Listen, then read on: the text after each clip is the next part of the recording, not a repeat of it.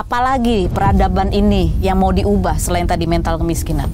Agama dijadikan alat untuk ngebohongin orang. Setelah mereka gagal untuk bisa menjelaskan kenapa fenomena ini terjadi, baru mereka sebut ini misteri. Cukup punya nyali untuk berbohong secara berkelanjutan, maka itu bisa menghasilkan uang yang sangat banyak. Perjuangan Pak Gembul itu kayak melawan arus yang amat deras. Sebenarnya bukan arus yang deras, tapi arus yang pengecut. Jadi Pak Gembul untuk bisa masuk ke dalam sejarah, mengubah peradaban, itu merelakan diri sebagai martir di depan untuk memimpin para pengecut.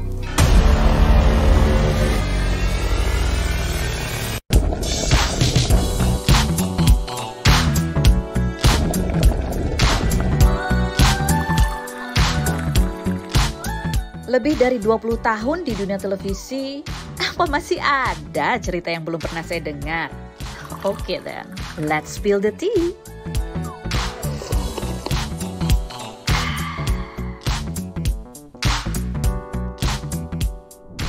Spill the tea, hari ini kita kedatangan tamu seorang guru, yaitu Pak Guru Gembul. Assalamualaikum Pak Guru. Waalaikumsalam. Aku manggilnya gimana nih Pak Guru? Pak Guru Gembul aja ya. Oh Pak Gembul. Pak Gemar Gembul. Pak Gembul. Enggak, kenapa sih namanya Pak Gembul? Itu memang nama podcast, nama YouTube channelnya begitu, atau sehari-hari emang dipanggilnya Pak Gembul? Nama yang menunjukkan realitas. Ya, tapi itu ditemukannya kapan? Enggak, dulu saya kalau main PS tuh ya bikin karakter ya, ya yang dinamainnya Gembul. Gembul. Oh gitu. Tapi ini beneran guru kan? Beneran guru. Soalnya kan kalau ditanya ngajar di mana itu nggak pernah ada gitu informasinya. Kenapa disembunyikan? Emang sengaja disembunyikan? Iya. Ada konspirasi apa di balik itu? Ya, saya berusaha untuk memisahkan mana ranah privat dan mana karya-karya gitu. Jadi saya siap untuk mempertanggungjawabkan karya-karya, pikiran, gagasan, ide saya. Tetapi di sisi lain ranah privat saya mohon dihormati. Jadi karena itu saya membangun semacam alter ego seperti sekarang ini gitu. Di mana orang bisa melihat gagasan saya dengan tampilan seperti ini. Tapi di luar saya manusia biasa yang punya keluarga, yang punya kehidupan sendiri. Jadi nggak akan ada orang yang kepo-kepo ataupun nanti berkomentar di Instagram keluarga, Instagram sekolah. Dan nggak minta foto di tengah jalan gitu. Lah, tapi kan sekarang udah terkenal nih ya kan? Kalau ini dibuka nggak ada yang sadar. Sedikit sekali yang tahu. Apa yang dibuka maksudnya? Ini kan samaran aja tuh. Oh, nggak pakai kacamata dan nggak pakai gitu. Oh, jadi kalau pakaian sama kayak gini juga atau beda juga stylenya, tiba-tiba ternyata beda gitu. Dia biasanya saya pakai kaos aja kalau di ini. Oh, nggak, aku jadi penasaran kan. Kalau biasanya kan di konten-kontennya bajunya gini, tahu-tahu di luar sana udah nggak pakai peci, nggak pakai kacamata, bajunya ala-ala rocker gitu nggak ya? Iya. Iya lagi. Enggak. Oke. Jadi memang itu ya sengaja. Tapi memang guru dan memang pendidikannya memang mengajar guru. Iya memang. Apa sih yang membuat Pak Gembul ini menjalani profesi atau dari dulu memang cita-citanya menjadi seorang guru? Saya cita-cita saya itu sebenarnya cukup tinggi. Cita-cita saya itu adalah bahwa saya harus masuk ke buku sejarah. Jadi saya tidak mau belajar sejarah, saya maunya orang-orang belajar sejarah tentang saya. Jadi dan karena itu, karena cukup tinggi, maka saya harus berupaya ke arah sana. Dulu waktu saya SMA itu, saya bilang sama orang tua saya mau jadi presiden untuk bisa menggapai cita-cita itu gitu. Jadi masuk FISIP misalkan. Tapi biayanya pada waktu itu nggak kesampaian. Jadi apa yang bisa mengubah dengan cepat masyarakat, saya bisa berkontribusi terhadap peradaban kalau tidak melalui jalur politik, karena saya nggak punya uang pada waktu itu. Nah, jadi guru. Jadi saya berpikir bahwa menjadi guru saya bisa langsung berinteraksi dengan generasi yang lebih baru, melihat realitas di masyarakat, bagaimana SDM-nya dan sebagainya, dan saya punya potensi untuk bisa mengubah itu semua. Gitu. Mengubah peradaban. Yep. Jadi masuk sejarah dengan kisah seseorang yang mengubah peradaban. Iya. Atau Pak Gembul memang melihat bahwa orang-orang yang tokoh-tokoh yang dipelajari yang ada dalam buku sejarah itu adalah orang-orang yang berdampak pada peradaban. Iya. Orang hanya bisa masuk ke dalam buku sejarah kalau dia penting. untuk masyarakat secara luas. Bukan berarti yang tidak masuk tidak penting, cuman untuk masyarakat luas dia harus memiliki dampak, pengaruh. Apakah itu dampak buruk atau baik itu urusan yang lain, tetapi yang jelas bahwa dia memiliki dampak yang cukup besar, cukup signifikan. Umur berapa itu kepikiran seperti itu? Iya, sejak SMP, mungkin SMP-an. SMP? Iya. Ngelihat siapa? Bisa sampai nyantel pikiran itu tuh apa gitu yang dilihat, dibaca? Saya juga nggak tahu kenapa seperti itu. Cuman waktu di SMA itu saya berjanji pada Tuhan bahwa di bulan Ramadan pada waktu itu saya berjanji bahwa saya siap mati sekarang seandainya saya tidak jadi orang yang berdampak besar di masa yang akan datang gitu. Jadi saya terus-terusan berdoa kepada Tuhan bahwa hidup saya itu adalah utang, bahwa ketika saya hidup saya harus membunuh pihak lain. Karena namanya juga makhluk biologis. Kalau misalkan mau bertahan hidup dia harus menghilangkan kepentingan dari pihak lain. Saya harus makan ayam yang membunuh ayam. Saya harus makan kangkung dan membunuh kangkung. Itu adalah sebuah utang besar, dan karena itu saya harus bayar tuntas dengan bahwa saya harus memberikan kontribusi yang besar terhadap masyarakat, bahwa ada banyak kemiskinan, ada banyak penderitaan, ada banyak rasa sakit di luar sana, dan saya harus bisa menjadi bagian dari orang yang menjadi solusi atas masalah-masalah itu. Oke. Jadi itulah akhirnya makanya dipilih channelnya sekarang yang dibagikan gagasannya adalah melalui YouTube channel. Iya, pada proses perjalanan yang masih sangat panjang tentu saja, karena itu dari SMA kan. Dari SMA kemudian saya coba beberapa misalkan nulis buku, nggak ada yang menerbitin, nangis-nangis gitu kan. Kemudian mencoba untuk belajar begini dan begitu, berdebat begini dan begitu dan sebagainya, dan akhirnya ya dengan sekian banyak kegagalan akhirnya mewujud karakteristik Guru Gembul seperti yang sekarang sebagai brand gitu. Sebagai brand ya, kayak brand itu ya. Tapi kan kalau di sekolah ngajarnya sejarah memang PKN apa gitu enggak? Iya. Iyanya kok ragu-ragu. Iya, karena apa yang diajar sebetulnya tiap semester gonta-ganti. Oh, setiap semester pernah ngajar apa aja? Di SMA sejarah, geografi, PKN, nanti mungkin antropologi. Di SMP IPA, IPS, ekonomi. Di SD ya SD, di TK ya TK, di universitas mengajar keguruan. Ngajar TK masih atau dulu pernah? Dulu pernah ngajar TK. Dulu ngajar TK. Oke. Nah, tadi kan bahwa adalah sebuah hutang, harus bermanfaat, harus punya impact mengubah peradaban. Salah satunya adalah kemiskinan, penderitaan dan lain sebagainya. Tapi kan dibagikan kalau kita lihat di konten-konten YouTube itu kan banyak kan gagasan. Apa sih sebenarnya yang ingin disampaikan dari konten-konten YouTube Pak Gembul selama ini tuh apa yang ingin diubah, itu apa? Yang menjadi keresahan apa? Etika dan ilmu pengetahuan. Etika. Jadi dua itu aja. Jadi saya menggunakan banyak cangkang, ada di situ ada psikologi, ada itu sains, ada apa, tapi ujungnya sebenarnya cuma dua, etika dan sains. Etika adalah bagaimana caranya kita bisa menjadi bagian dari masyarakat dengan sangat baik, dan sains itu bagaimana caranya agar kita menjadi orang yang berkontribusi kepada peradaban. Ya, sesederhana itu. Jadi kalau misalkan di dalam saya misalkan mengajarkan tentang, atau bukan mengajarkan, saya sharing tentang etika. Jadi misalkan banyak masyarakat di Indonesia itu yang miskin bukan gara-gara dia nasibnya miskin, tetapi secara etis dia memutuskan untuk menjadi orang miskin. Maka saya bikin konten gimana caranya agar masyarakat yang menonton itu tergugah dan akhirnya tidak memiliki mental miskin. Itu kan salah satu di antara sekian banyak cara yang bisa saya gunakan untuk berkontribusi terhadap peradaban. Dan alhamdulillah ada beberapa klaim, ada beberapa deklarasi dari orang-orang yang menyatakan bahwa saya sukses gara-gara Guru Gembul, saya ini gara-gara ini, saya terinspirasi dan sebagainya. Itu tentu saja belum cukup, perjuangan masih sangat panjang, tetapi itu yang memompa saya dan memotivasi saya untuk terus bikin konten. Saya percaya bahwa cepat atau lambat ini akan menjadi karya yang bermanfaat buat orang lain. Tapi kalau aku lihat ya, dari lihat ya, kan sebetulnya yang lebih ingin di influence gitu ya, itu adalah pola pikir. Itu yang pengen dirombak. Di antaranya. Karena itu kan makanya judul-judulnya itu kan kadang bombastis, tema-temanya juga yang membuat orang tuh kayak gitu kan. Memang itu sengaja. Judul yang bombastis itu karena sasaran saya bukan orang yang sudah tercerahkan. Sasaran saya justru adalah orang yang mudah tergocek oleh judul gitu.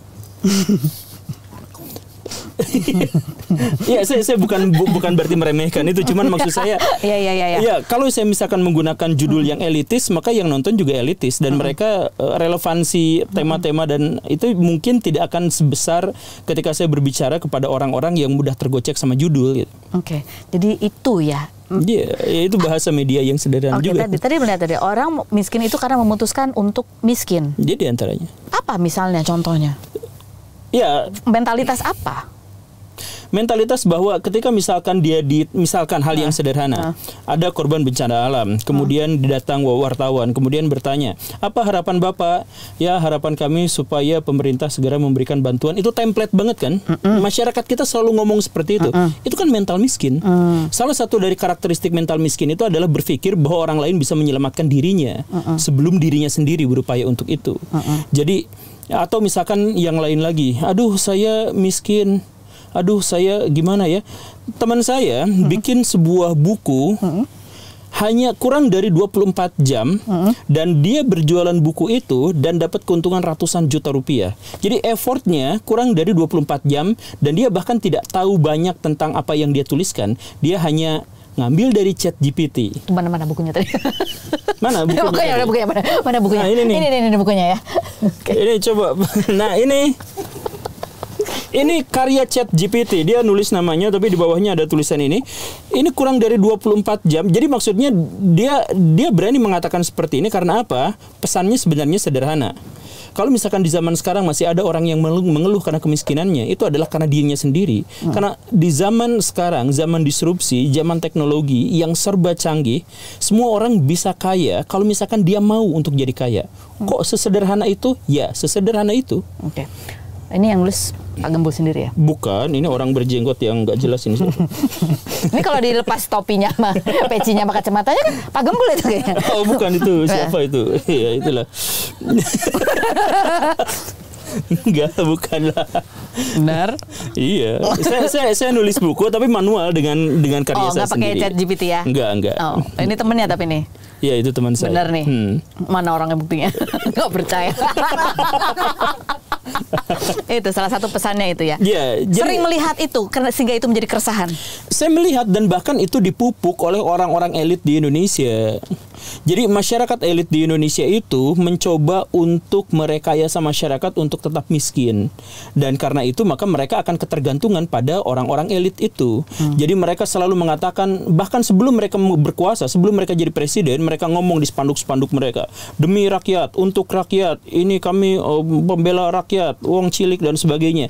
Itu kan sebenarnya cara untuk memiskinkan secara mentalitas. Jadi mereka mendikotomikan antara mereka sebagai kalangan pemerintah, padahal belum jadi kan, baru mau nyalon gitu, dengan rakyat. Jadi mereka anggap bahwa rakyat tidak bisa apa-apa sehingga butuh dibantu. Mereka menceritakan bahwa kalau kami terpilih maka kami akan membantu kalian, kami akan mendukung rakyat dan sebagainya. Jadi mental miskin justru ditanamkan agar si miskin itu ketergantungan dan bisa dipanen suaranya setiap pilkada dan pemilu. Itu sudah tersistematis gitu ya. Iya, dan itu harus dilawan. Jadi kalau misalkan mau berkuasa boleh, tapi jangan mengeksploitasi kemiskinan dan jangan membuat orang lain menjadi miskin. Keresahan ini muncul dari udah lama atau baru kemarin aja? Iya, pas setiap nonton pemilu aja. Oh, setiap nonton pemilu ya? Kan saya marah-marah di depan TV, tapi kenapa saya nggak diajak debat di situ gitu? Padahal saya pengen sebenarnya. Saya kemarin nantang debat pada para pejabat begini dan begitu kok, malah teman saya Pak Ferry Irwandi yang debatnya gitu. Kenapa nggak? Ayo lawan saya debat. Dan sekarang melihatnya ini semakin terasa begitu ya, bahwa masyarakat tuh memang sengaja dibuat berpikir miskin. Iya. Apalagi peradaban ini yang mau diubah selain tadi mental kemiskinan? Ya, mental percaya ya. Mental percaya aja. Iya, diantaranya mental percaya aja. Kan itu juga sebenarnya adalah ladang bisnis yang menyenangkan. Nah ini kalau misalkan mau kaya kan gampang. Nyamar jadi dukun, nggak usah kuliah, nggak usah sekolah, nggak usah butuh. Cukup berani untuk berbohong, maka cukup duit untuk kita sehari-hari. Bahkan duitnya banyak banget. Ada dukun terkenal misalkan di Indonesia, modalnya apa? Ya nekat doang. Dia cukup punya keberanian untuk berbohong. Atau kan cara sederhananya gini, saya juga pernah bikin konten terkait dengan hal ini. Waktu saya ke Amerika Serikat, pakai Google Earth. Di sana ada misteri, di sana itu ada sesuatu yang menjadi horor, tapi horor dan misteri itu setelah ada penelitian, penyelidikan. Misalkan cerita rumah angker Amityville gitu ya, apa sih bacanya gitu? Amityville. Iya itu apa? Itu aku juga nggak tahu apa sih. Terus itu menjadi horor gara-gara apa? Detektif datang ke sana, ada kasus pembunuhan, ada sesuatu yang mengerikan, ada benda-benda bergerak sendiri dan sebagainya. Kemudian datang paranormal, kemudian datang ahli cuaca, datang polisi datang ke sana. Setelah mereka gagal untuk bisa menjelaskan kenapa fenomena ini terjadi, baru mereka sebut ini misteri. karena belum ketahuan jawabannya. Karena di Indonesia sekarang itu ada rumah, konon katanya di situ setiap hari Rabu bau kentang. Cuman baru konon katanya, gak ada penelitian, gak ada penyelidikan, gak ada apa. Cuman konon katanya langsung disebut misteri gitu. Betapa mudahnya masyarakat untuk dieksploitasi dan diminta duitnya dengan cara sesederhana itu. Tapi yang pintar bohong kan bukan cuma dukun ya. Iya, kita makanya maksudnya dukun yang dimaksud itu ya. Iya, Dukun yang pembohong. makanya ya bukan dukun beranak, bukan yang seperti itu, bukan dokter zaman dulu. Maksudnya kalau misalkan baraya semua cukup punya nyali untuk berbohong secara berkelanjutan, maka itu bisa menghasilkan uang yang sangat banyak di Indonesia. Itu yang mau dirombak dengan konten-kontennya Pak Gembul. Itu tips untuk jadi kaya di Indonesia. Oh, ya kan, karena kalau aku lihat konten-konten apapun itu temanya, itu seperti membukakan orang, jangan lu dibohongin loh gitu kan. Lu percaya aja begitu, itu nggak gitu kan. Sebenarnya begitu kan. Iya. Kayak orang di keplak-keplakin gitu. Benar. Tapi memang lebih sulit untuk meyakinkan orang yang sering dibohongin kan. Jadi kalau ada orang yang sudah masuk ke dalam jurang kebohongan dan dia percaya itu, maka bahkan ketika dia suatu hari nanti sadar bahwa dia dibohongin, egonya akan berusaha tetap bertahan di situ. Kan, wah saya dibohongin. Nggak mungkin, saya kan pintar, mana mungkin saya dibohongin. Maka dia tetap akan hidup dalam kebohongan itu. Dia bertahan percaya walaupun dia udah tahu dia dibohongin karena egonya yang tersentil. Iya. Itu kesadaran baru sekarang atau udah dari kemarin-kemarin? Iya, waktu saya belum lahir itu saya udah sadar. Enggak, ini pemikiran belajar dari sebuah teori atau muncul itu setelah melihat beberapa kejadian? Iya, saya melihat, saya mengamati apa yang terjadi di masyarakat dan betapa mudahnya untuk hal seperti itu. Jadi misalkan bapak saya beli keris 150.000, lalu dia bikin cerita bahwa ini didapatkan dari Gunung Anu dan Gunung Anu, dia bisa menjualnya 150 juta. Branding. Sesederhana itu. Dan gak usah berpenampilan seperti dukun, gak usah apa, cukup berani untuk berbohong saja. Kita bisa mendapatkan itu dengan sangat mudah. Nah kan ya tadi kan karena itu masalah ego ya. Iya. Jadi kalau tadi Pak Gembul berniat untuk menjadi sosok dalam yang disebut dalam sejarah sebagai mengubah peradaban gitu, mengubah sebuah pola pikir. Gimana caranya? Sementara kan itu kenanya udah kena ego ya. Si orang akan tetap walaupun dia tahu, oh iya juga ya, tapi enggak gitu kan, itu karena ego. Ya, yang saya kenali gini ya, lawan-lawan dalam tanda kutip, lawan-lawan intelektualitas saya, katakanlah lawan debat atau yang semacam itu. Mereka itu pada akhirnya akan ngikutin saya tapi nggak ngaku gitu. Oh, udah ada penelitiannya? Ada. Karena saya merasakan sendiri waktu saya kalah debat, saya akhirnya ngikutin itu tapi pura-pura nggak gitu. Maksudnya gimana? Jadi misalkan gini, kita berdebat dalam satu tema gitu. Kemudian saya kalah debat nih. Nah sebenarnya dalam hati saya akan mengikuti pemikiran ibu, tapi ngakunya enggak. Tetap kukuh apa segala rupa padahal dalam hatinya ngikut gitu. Karena ego itu. Jadi nggak apa-apa, ada banyak orang yang akan mengingkari kata-kata saya tapi dalam hatinya kemudian mengikuti dan dalam gagasannya ikut terpengaruh. Ya udah, silakan aja nikmatinya. Toh kemunafikan bukan buat saya.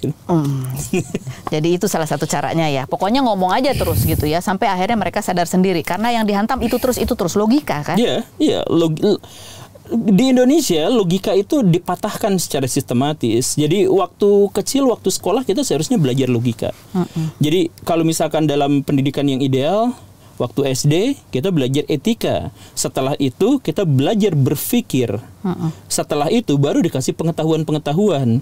Nah di kita secara sistematis tidak seperti itu. Waktu TK kita belajar bahasa Inggris.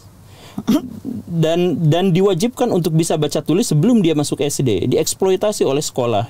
Jadi sekolah pengen kelihatan berprestasi, pengen kelihatan apa, jadi dia hanya ngerekrut anak-anak yang memang sudah jago sejak awal gitu. Betapa curangnya kan. Dan ketika si anak-anak itu punya prestasi apa dan sebagainya, pialanya disimpan di sekolah. Ini kayak dari pengalaman pribadi kayaknya, menggebu-gebu gitu ya. Iya kan, saya punya sekolah juga dulu. Jadi tahu ya, perilaku itu diamati ya. Iya, tahu. Jadi kalau ngomong soal etika, sebetulnya apa yang harusnya diajarkan dulu di usia dini? Etika yang seperti apa, nilai seperti apa, dan bagaimana caranya? Etika itu kan sebenarnya terkait dengan baik dan buruk yang disepakati oleh masyarakat. Jadi masyarakat menyepakati misalkan bahwa yang dimaksud dengan kebaikan itu adalah tidak merugikan pihak lain, tidak nyolong, tidak korupsi, Tidak bohong, tidak melihara tuyul dan sebagainya. Ya, ya itu etika kan. Ya udah, kita tekankan dulu itu. Baik dan buruk itu dulu ya. Di umur berapa itu sebetulnya cocoknya etika itu harus sudah matang dulu? Etika itu justru sejak awal. Jadi gini nih, ketika manusia baru lahir, dia itu awalnya benar-benar sangat naluriah. Nah, ketika dia kenal indrawi, kenal teman dan lain sebagainya, maka etika sudah mulai belajar di situ. Karena dalam sosiologi itu ada yang namanya sosialisasi. Sosialisasi itu artinya pemberian nilai-nilai dari masyarakat kepada satu individu. Itu namanya sosialisasi. Nah, jadi anak baru lahir tuh dia kemudian ngelihat orang tuanya berbicara satu sama lain, dan berbicara itu dengan saling menatap satu sama lain. Kemudian gerakan wajah apa dan sebagainya dia tiru semuanya. Itu kan sebenarnya adalah adab, itu etika. Iya. Jadi kayak yang sekarang kalau di sistem pendidikan tadi diajarin bahasa Inggris gitu ya, matematika yang lebih kompleks, kayaknya itu justru jadi bingung. Jadi sehingga itu ada fase yang miss. Iya, sebenarnya gak jadi masalah diajarin bahasa Inggris kalau untuk orang Inggris. Iya, itu kan. Betul. Cuman maksudnya gini nih. Jadi kalau misalkan diilustrasikan, otak bayi itu sebuah ceruk seperti ini. Nah, cangkir tapi terbuat dari karet gitu. Nah, kalau misalkan di negara-negara yang sudah maju, si karet itu tidak diisi apapun. Si ceruk itu tidak diisi apapun waktu dia sekolah, tapi ditarik-tarik, dibenyeng-benyeng gitu. Sampai akhirnya dia cukup lentur sehingga bisa menampung benda yang cukup besar di dalamnya. Gitu. Nah, kalau di Indonesia itu dia masukin, dijejelin. Materi-materi segala rupa dijejelin sampai robek. Makanya orang-orang Indonesia yang saya amati itu sebagian besar mengalami trauma belajar. Trauma belajar itu bisa dilihat dari ketika ada guru yang dikabarkan tidak masuk, betapa girangnya anak-anak satu kelas. KM datang cepet-cepet buka pintu. Woi, si Bu Hana gak masuk. Hore! Pak Gembul pernah ngalamin gitu nggak? Enggak. Pak Gembul nggak masuk, muridnya senang? Enggak. Kok bisa? Saya janjikan kepada kepala sekolah, janji saya adalah bel berbunyi ketika saya pergi meninggalkan kelas, anak-anak ngikutin dan ngejar-ngejar saya.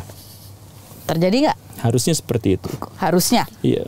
Dan memang seperti itu. Iya? Iya. Ya itu janji saya itu. Kalau enggak ya udah saya mundur. Diapain jadi?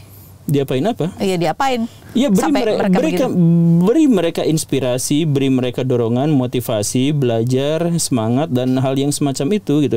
Jadi bukan ajari mereka dengan pengetahuan-pengetahuan yang mereka tidak butuhkan, tapi ajari mereka apa yang sangat mereka butuhkan untuk hidup. Nah, ini kan kalau sekolah, kalau kita ikutin sistem nih, ya kan ada kurikulumnya, ya kan. Sementara Pak Gembul kan mengubah peradaban. Hal yang menurut Pak Gembul ini belum ideal, menurut Pak Gembul itu akan didobrak gitu kan. Nah, sementara di dalam sebagai guru ada sistem yang membatasi. Di luar, ya itu tadi kan ranahnya beda lagi. Yang membatasinya apa? Kurikulum. Iya. Ya kurikulumnya saya ganti. Kan kurikulum Merdeka saya berkontribusi di situ. Yang mana? Bagian apa?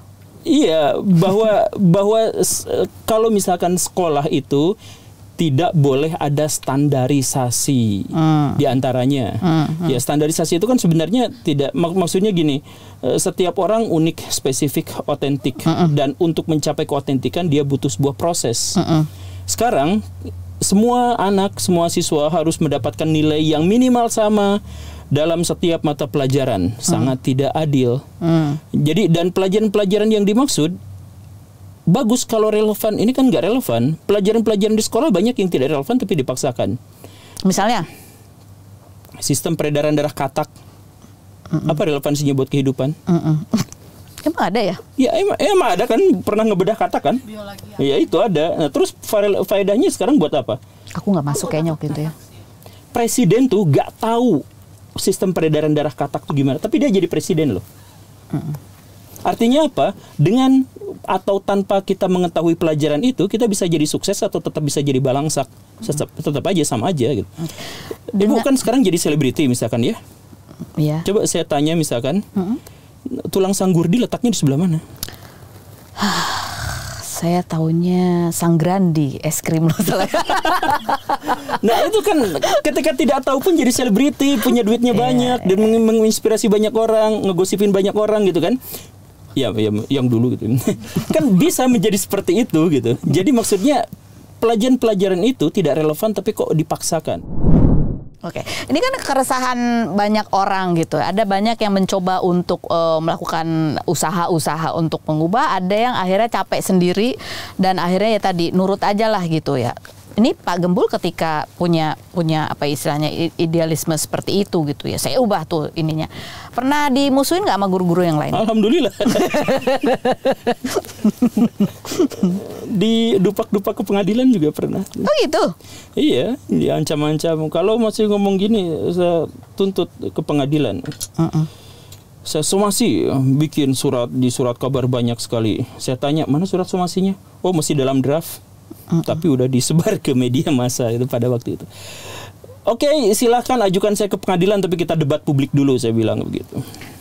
Tapi murid-murid suka sama model pengajaran yang seperti ini, tapi ada orang yang pastinya melakukan perlawanan. Orang tua murid gimana?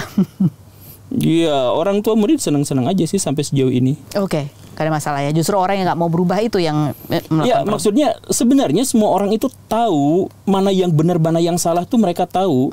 Bahwa kita di sini nggak usah IQ-nya 300, nggak usah IQ-nya 200, nggak usah punya koneksi dengan Elon Musk dan sebagainya. Iya kan? Ketika misalkan kita ditanya pelajaran bahasa Indonesia bab ketiga kelas 3 SMA tentang apa? Lupa kan? Peribahasa. Lah sekarang jadi orang sukses walaupun lupa. Nanti peribahasa. Iya. Kalau mau ulangan kan aku harus hafal. Tapi kalau udah lewat ulangan kan udah lupa ya. Nah, itu justru yang merusak otak. Ngerusak otak itu apa? Otak itu cara kerjanya adalah dia hanya akan mengingat sesuatu yang menurut dirinya penting dan bermakna. Ingat tanggal pernikahan kan? Ya udah lupa sekarang. Oh, udah lupa sekarang ya. Dulu. Udah. Oh iya gitu ya. Ya tapi maksudnya saya jadi salah pencet ini. Gak apa-apa Ya. Otak mengingat hal-hal yang bermakna. Ya, otak mengingat hal-hal yang bermakna. Jadi kalau misalkan si anak-anak diajarin tentang sesuatu yang tidak bermakna, terus dia dipaksa menghafal, dia menghafal, si otak akan menghapusnya. Dihafalin lagi, si otak akan menghapusnya. Terjadi bentrokan dalam otak. Jadi akhirnya apa? Gangguan mental. Dan itu sistematis diajarin dalam kurikulum. Oke. Jadi yang mau didobrak banyak ya, Pak Gembul? Iya, banyak. Makanya kalau perlu sih butuh bulldozer. Dengan konten-konten yang banyak itu kan tema-temanya banyak. Tapi aku melihat tadi yang pengen dirubah adalah etikanya. Bagaimana orang bersikap, memandang hidup, kemudian pola pikir, logika yang dipakai gitu. Karena secara sistematis kita sudah bertahun-tahun mungkin ya hidup di dalam ya itu yang bergulung ya seperti itu aja sehingga menjadi sesuatu yang kita nggak sadar. Oke, ada targetnya nggak? Sampai berapa lama punya mencapai apa? Ya itu targetnya itu adalah kan masuk buku sejarah nih, tapi kan ada target-target kecil dong, gitu kan? Iya, makanya targetnya adalah sekarang udah jadi konten kreator, udah jadi segini jutaan tuh udah dikenal. Wah seneng tuh mereka ngasih makan saya AdSense. Alhamdulillah. Iya. Saya berterima kasih. Target kedepannya sih saya berkontribusi lebih di pemerintahan. Udah. Iya, semoga bisa lebih gitu. Oh, berarti sudah. Gak harus dikenal, gak harus diapa. Cuman maksudnya dan ini bukan berpihak pada satu golongan partai politik, tapi pada pemerintah sebagai bahwa dia itu adalah pemangku otoritas negara gitu. Nah, jadi berhikmatnya kepada negara gitu.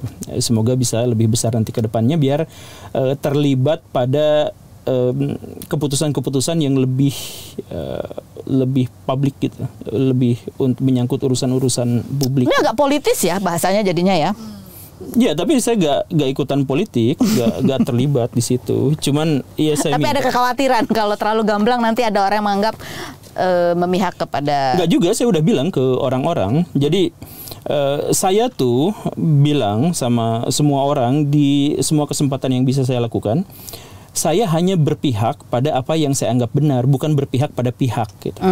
Jadi misalkan saya mengkritik Pak Jokowi dalam satu kesempatan dan mengapresiasinya di kesempatan yang lain. Karena apa? Karena yang saya lihat itu adalah kebijakannya, bukan dirinya sebagai pribadi. Pribadi urusan dirinya dengan Tuhan.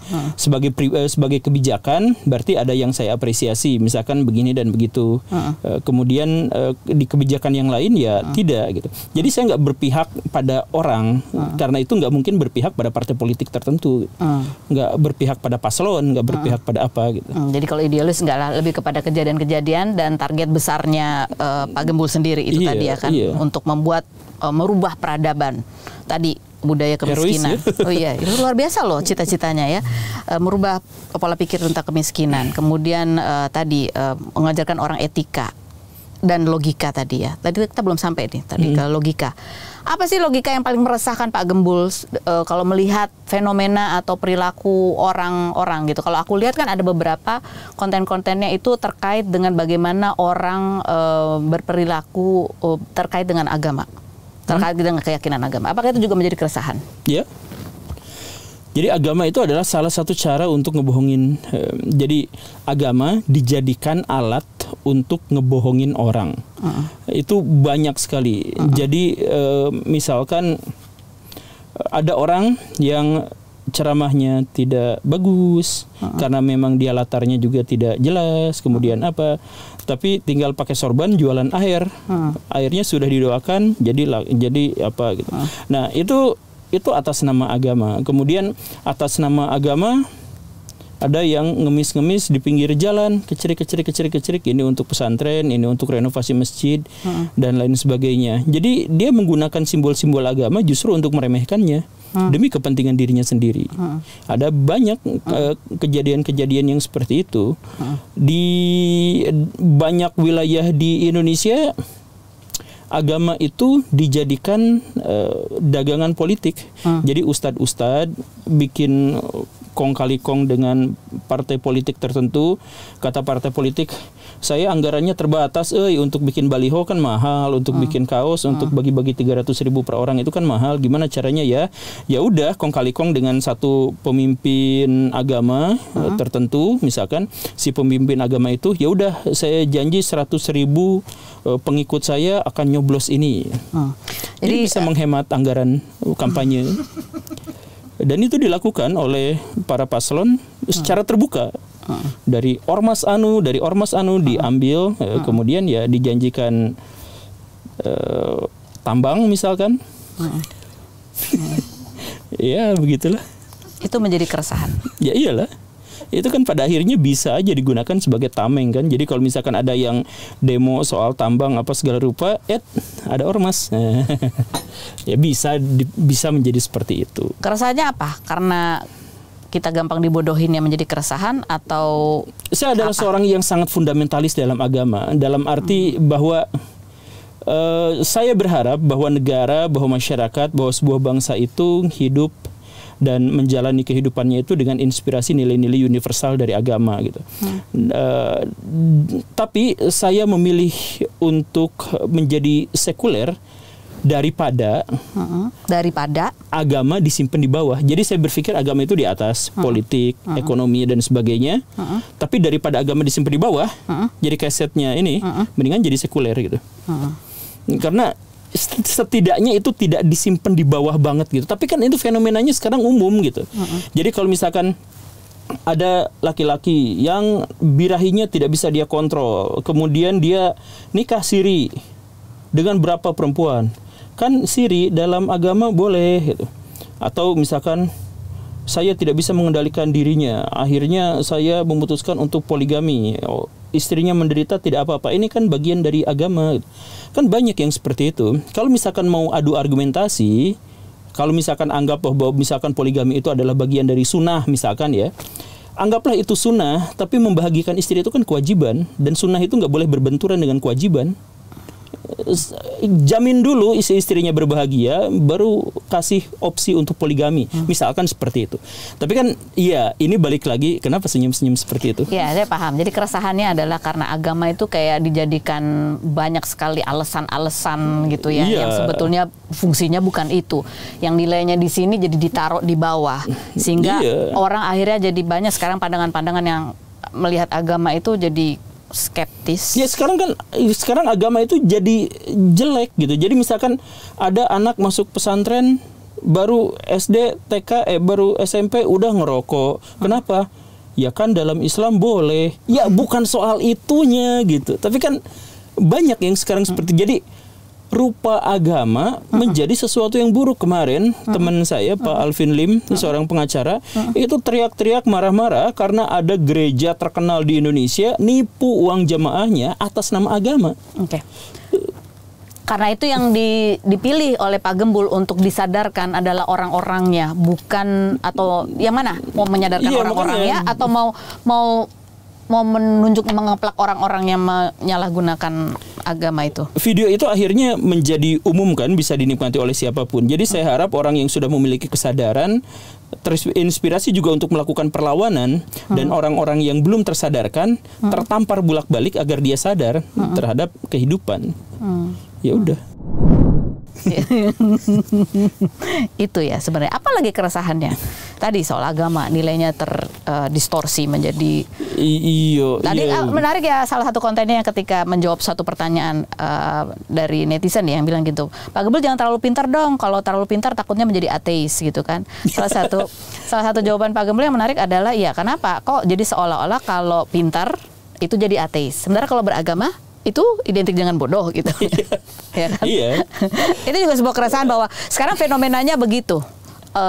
Karena distorsi tadi persepsi. Iya, karena agama itu memang saling dimanfaatkan dan akhirnya menjadi ada di titik terbawah gitu. Jadi menjadi simbol dari ketidakmakmuran.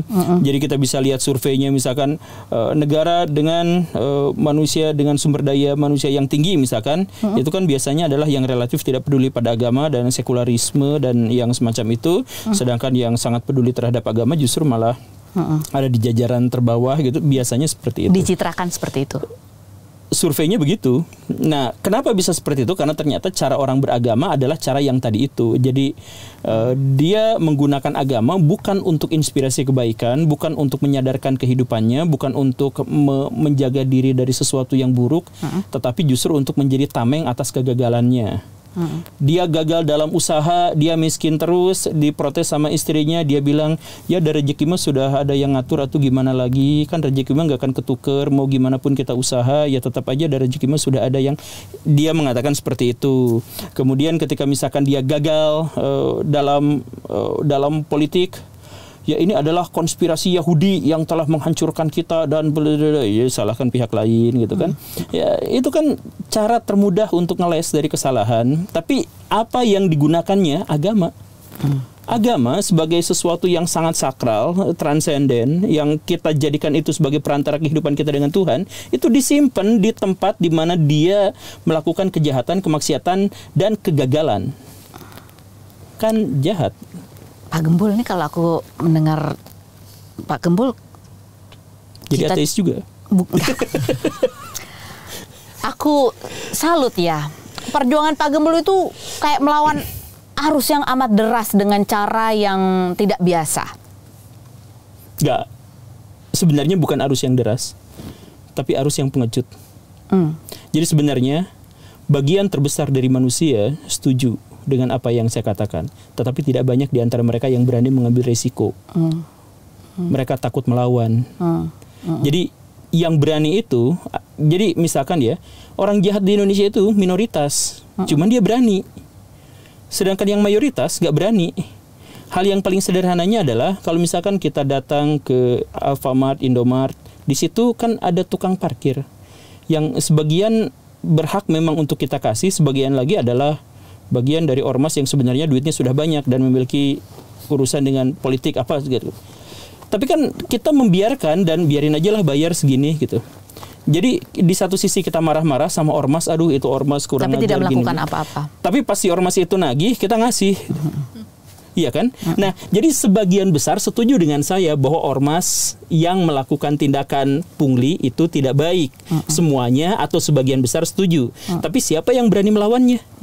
Nah, itu perbedaannya sedikit. Jadi saya nggak melawan arus yang besar. Arus itu ada di pihak saya. Cuman mereka gak berani. Jadi Pak Gembul untuk bisa masuk ke dalam sejarah, mengubah peradaban, itu merelakan diri sebagai martir di depan untuk memimpin para pengecut. Ya, karena itu saya membutuhkan podcast seperti ini. Jadi saya secara tidak langsung mengeksploitasi podcast ini. Saya ya, gak apa-apa. Dengan senang hati. Karena saya juga pengecut sih. Ketawa ya, pada ketawa senang banget sih. Sadar ya, ini kayaknya menyadarkan ya bahwa kita memang pengecut. Banyak di antara kita yang pengecut. Enggak, bilang aja kita pengecut gitu. Kan Gus Dur juga ngomong kayak gitu, ya nggak apa-apa. Nggak apa-apa. Sampai dia cuma dihujat doang pada waktu itu. Kalau Pak Gembul dari hasil perjuangannya ini untuk tercatat dalam sejarah kan gitu menjadi martir kan, ya udah nih aku nih yang akan maju ke depan nih, aku patah-patahin nih semua ya kan. Apa sih dampak yang paling menakutkan yang pernah, atau bukan menakutkan, yang paling serem lah yang pernah dihadapi? Bukan serem sih, kesel. Anak saya diancam. Oh iya? Iya. Jadi di medsos saya tiba-tiba muncul, saya tahu anak kamu sekolahnya di sini ya, jadi hati-hati. Doxing gitu ya? Iya. Jadi saya pengen ngegecek orang itu. Tapi gak ketemu orangnya siapa. Coba kalau ketemu. Diapain? Saya ajak podcast. Diajak debat. Ini kan kita, kalau aku ya melihatnya, ini kan kayak benang kusut tadi, mentalitas itu sudah tersistem kan, itu menjadi sebuah, jadi kayak nilai yang udah dari turun temurun itu kemudian diturunkan gitu ya. Ya tadi orang meminta berharap bantuan itu mereka tidak merasa itu masalah karena ya udah biasanya emang begitu, udah template gitu kan. Tapi kan terus banyak juga orang yang tadi misalnya ada yang mengaku tanda kutip pemuka agama dan itu ada pengikutnya walaupun dia, kalau kita pikir secara logis gitu, dia bisa ngobrol langsung sama malaikat gitu kan? Kan kayak yang kok ada yang percaya gitu. Gak merasa frustasi ya? Ya jangan heran kalau misalkan ada yang percaya sama yang kayak gituan kan tadi. Rumah kentang aja langsung percaya kan. Nah, itu apa yang mau perlu dirubah tuh apanya tuh? Supaya jadi terputus tuh kebiasaan-kebiasaan itu. Sederhananya tuh gini nih. Kenapa kita percaya? Karena kita tidak tahu. Jadi pengetahuan itu memutus kepercayaan sebenarnya. Jadi apa yang dimaksud dengan percaya itu adalah penerimaan kita terhadap sebuah informasi tanpa bukti, tanpa bukti indrawi gitu. Jadi saya percaya bahwa ruang podcast ini ditonton sama jutaan jin misalkan. Itu saya percaya, tapi saya tidak tahu karena saya tidak bisa membuktikan itu gitu. Dan menurut Pak Gembul masalahnya ada di mana sehingga masyarakat kita, ya nggak semuanya sih, ada beberapa yang gampang percaya kayak untuk gitu. Menjadi tahu itu butuh effort. Karena apa? Ada pembuktian di situ, ada penelitian. Nah, kalau misalkan orangnya sudah inferior, sudah pemalas, sudah rebahan, dia tidak akan melakukan effort untuk itu. Saya pernah mengeluarkan sebuah pernyataan yang sebenarnya sudah menjadi fun fact umum diketahui bersama. Misalkan saya ngomong kayak gini, Bandung kota kembang. Orang-orang Bandung jangan GR kalau misalkan disebut Bandung kota kembang, karena kembang yang dimaksud sebenarnya adalah PSK. Saya sebut begitu kan. Dan itu saya cantumkan sumbernya berasal dari mana. Lalu ada orang yang mengatakan, saya tidak setuju dengan Anda, titik. Tinggal googling kenapa sih? Tapi dia nggak mau googling, dia nggak mau effort untuk mendapatkan pengetahuan. Makanya dia lebih setuju untuk percaya. Nah, percaya itu biasanya a priori. A priori itu dia sudah mengambil satu kesimpulan di awal, kemudian mencari pembenaran-pembenaran dan pembelaan-pembelaan di kemudian hari gitu. Jadi misalkan saya percaya bahwa Mama Gufron itu adalah wakil Tuhan di muka bumi. Nah, kepercayaan itu ketika nanti ditentang atau apa segala rupa, ya dia balik nentang. Oh enggak, dia kemudian hanya mencari informasi-informasi yang sesuai dengan kepercayaan awalnya. Ya itulah a priori itu. Jadi disalahnya dari mana nih? Siapa yang salah itu sebenarnya sampai orang tuh banyak yang begitu? Ya orang bodoh egonya tinggi. Salah dia sendiri berarti. Iya. Bukan salah sistem pendidikan. Iya, mereka kemudian bikin sistem pendidikan yang salah. Siapa itu? Ya orang-orang bodoh yang egonya tinggi itu. Yang bikin sistem pendidikan yang salah. Iya. Namanya? Siapa ya? Ujang Kampak gitu. Mereka menurut Pak Gembul ya, itu adalah orang bodoh yang egonya tinggi atau orang pintar yang tahu Apa? cara memanfaatkan dan memanipulasi orang-orang sehingga mudah dikendalikan. Iya, mereka tuh berkolaborasi yang tadi itu. Jadi orang-orang elit, mereka yang sudah tahu, mereka kemudian merekayasa agar orang-orang tetap menjadi bodoh. Gitu kan? Nah, orang bodoh itu akan mempertahankan kebodohannya bahkan ketika mereka sudah tahu dibohongin karena egonya tinggi. Nah, kolaborasilah mereka berdua itu. Saya marahin mereka, balik marah. Makanya saya butuh Podcast-podcast seperti ini. Udah kebaca lagi sekarang saya. Pak Gembul dengan cita-cita yang tinggi seperti itu gitu ya. Tadi ada banyak kendala yang dihadapi ketika mau mencapai cita-cita itu. Anggapan tinggi di situ ya. Salah satunya tadi sekolah, mau sekolah ini nggak ada biaya, akhirnya menemukan cara lain dan menemukan media lain untuk bisa mencapai tujuan itu, untuk merubah peradaban ini yang menurut Pak Gembul perlu diubah, meresahkan karena ini apa istilahnya tidak mengarah kepada kemajuan gitu ya. Nah, apakah lagi yang dilakukan oleh Pak Gembul? Kalau kita lihat kan Pak Gembul tuh banyak sekali pengetahuannya ya. Apa sih yang dilakukan setiap hari? Kita pengen tahu nih perilaku sehari-harinya. Baca sehari apa yang dibaca, berapa buku yang dibaca? Enggak gitu. Siapa sih yang bilang pengetahuan saya banyak? Ya karena mungkin bukan banyak ya. Kita aja kadang-kadang nggak tahu. Ya itulah saya bikin Beda ilustrasi ya. Saya bertemu dengan seorang profesor yang diamanahi oleh negara, oleh pemerintah untuk menangani satu kawasan konservasi tertentu. Dia profesor. Ketemu sama saya, debat. Dia kalah metodologis, kalah ilmu pengetahuan. Dia profesor. Pertanyaannya adalah sikap saya harus seperti apa? Apakah saya harus menganggap bahwa saya lebih pintar daripada profesor atau ternyata dia adalah profesor yang bodoh? Pilihannya mana? Nggak tahu. Maksudnya, kalau misalkan saya menganggap saya pintar, berarti saya ujub, berarti saya sombong. Kalau saya menganggap bahwa dia adalah bodoh, berarti itu adalah penghakiman yang kurang ajar. Tapi kan penghakiman yang kurang ajar itu sebenarnya lebih baik daripada saya sombong, karena sombong derajat dosanya lebih besar. Jadi lebih baik saya menganggap bahwa saya lebih pintar dalam hal itu. Gitu. Jadi bukan dia bodoh ya? Oh ya. Tapi sebenarnya di situ masalahnya cuma satu. Apa? Ada kesenjangan pengetahuan dan metodologi ilmu antara saya dengan dia. Jadi kalau misalkan ada orang yang mengatakan, wah Pak Gembul pinter, sebenarnya kemungkinannya yang tadi itu, mungkin aja saya nggak benar-benar pinter, cuma dia yang kurang baca ya, bacaannya beda mungkin. Yang bacaannya beda. Beda. Tapi saya juga jarang baca sih. Nah itu yang saya pengen tahu kan, kayak kita kan lihat banyak gitu hal-hal yang iya gitu ya, dia baca juga ya, tahu gitu. Setiap kali bikin podcast kan materinya banyak, datanya banyak. Nah kita pengen tahu tuh metodologinya ketika mau menyampaikan sesuatu itu gimana nyarinya, metodologi yang dilakukan oleh Pak Gembul tuh gimana? Baca buku atau Google terus selalu sejam sehari tuh ngapain aja? Jadi gini nih ya, berpengetahuan itu alamiahnya adalah dengan berpengalaman. Kita bisa tahu setelah berpengalaman gitu. Kita tahu bahwa ini ada sianida yang bikin orang mati setelah kita meminumnya sampai mati gitu. Ya itu normalnya begitu. Nah, tetapi ada cara yang curang, yaitu kita menggunakan pengalaman orang lain untuk kita ketahui. Biarkan orang lain mati sama sianida, kita akhirnya tahu bahwa itu sianida.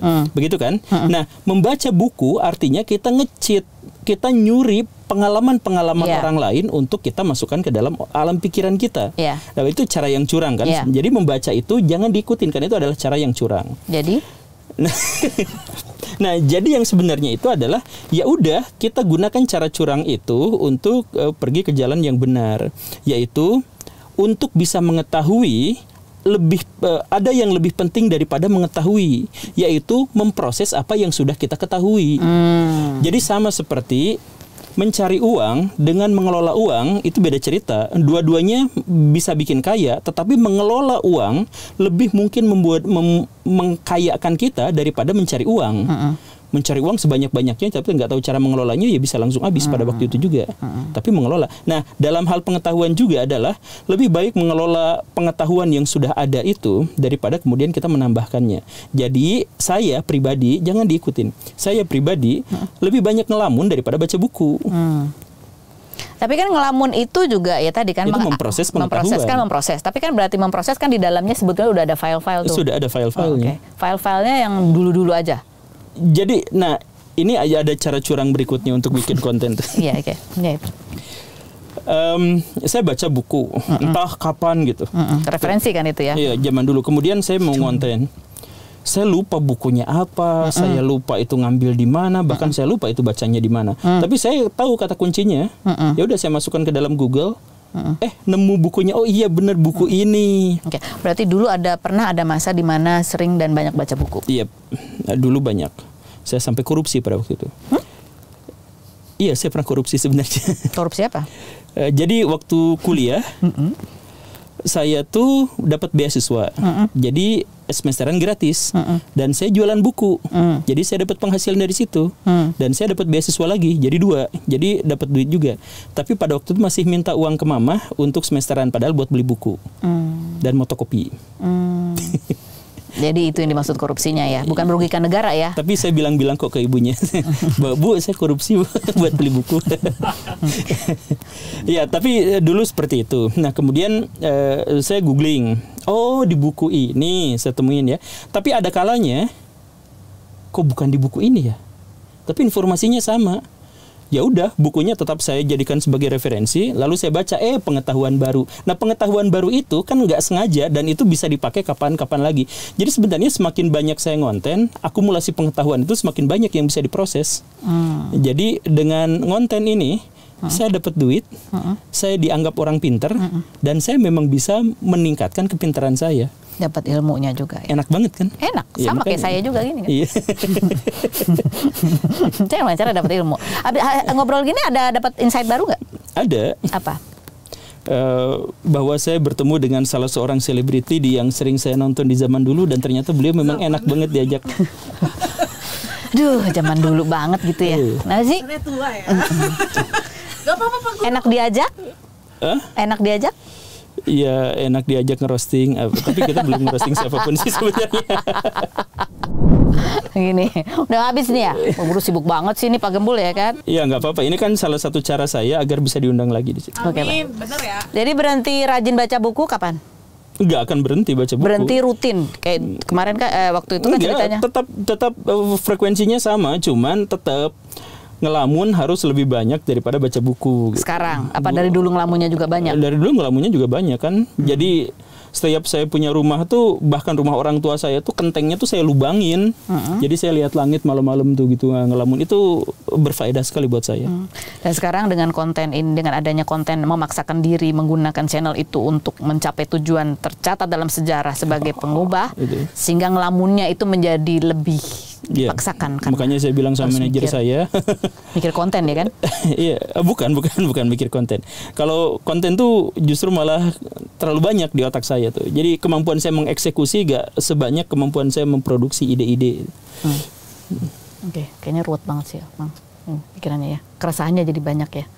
Ya kan tumpah sekarang. Oke. Nggak pernah merasa tersesat nggak? Iya, nggak apa-apa tujuan awal. tersesat. Pernah nggak merasa tersesat, lupa tujuan awalnya? Sering, tapi dengan kesadaran bahwa saya merasa tersesat, berarti saya bisa kembali lagi. Saya pernah curhat kepada Deddy Kobisa bahwa saya gara-gara bapak saya tersesat, itu pernah.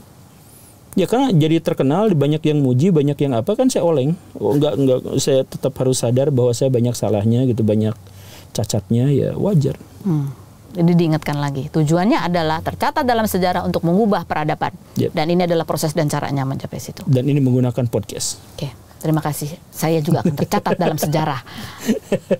Pak Gembul pernah hadir di podcast Spill the Tea. Iya, saya coba intinya. Silakan. Pak Gembul, terima kasih banyak sudah hadir di sini ya. Ya, ini sama-sama. kita kali ini kita nggak mengolah pemikiran-pemikiran Pak Gembul, tetapi lebih apa yang ada di baliknya, cita-citanya. Kenapa melakukan ini semua dengan konten-kontennya yang dengan judul-judul yang mengagetkan. Judul-judul itu memang ditujukan untuk orang-orang gampang ke Gojek. Yang gampang ke Gojek. Tapi nggak apa-apa. Kan dari mulai ke Gojek itu adalah sebuah pintu untuk kita masuk dan diingatkan lagi. Supaya ya kadang-kadang kita tahu, tapi ego kita yang menghalangi kita untuk mengakui bahwa kita pernah salah atau sesat. Dan juga kadang-kadang untuk mengingatkan bahwa kita tahu, kita bisa, tapi kita pengecut. Terima kasih Pak Gembul. Sama-sama. Kita akan kembali lagi nanti di episode selanjutnya. Kita undang lagi karena belum selesai ini kan. Dia mau buru-buru pulang soalnya. Terima kasih Pak Gembul. Sama-sama. Spill the tea. Okay then, let's spill the tea.